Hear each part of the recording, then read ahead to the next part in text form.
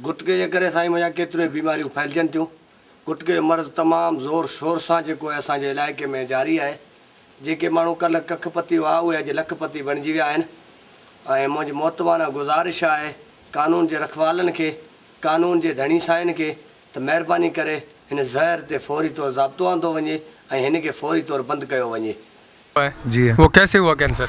ये गुटखा खाया है इसने, 10-12 साल ये गुटखा खाया, उसमें उसको कैंसर हो गया।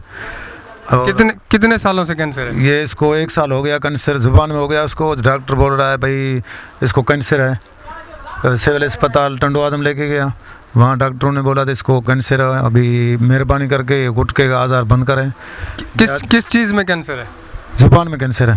जुबान में? जुबान में। खाना वाना खा सकता है? नहीं खाता है, सिर्फ जूस के अलावा। अच्छा, मुंह से बोलता है? मुँह से क्या बोले उसको, जुबान ही सारा फटा पड़ा है बस। भी जुबान चाहता है। ये देहातों में गुटखा लेके बेच रहा है, ये इनको बंद करे। शहरों में केबिनों में गुटखा, बैरानी में बिल्कुल गुटखा ज़्यादा चल रहा है। ये गुटखा मेहरबानी करके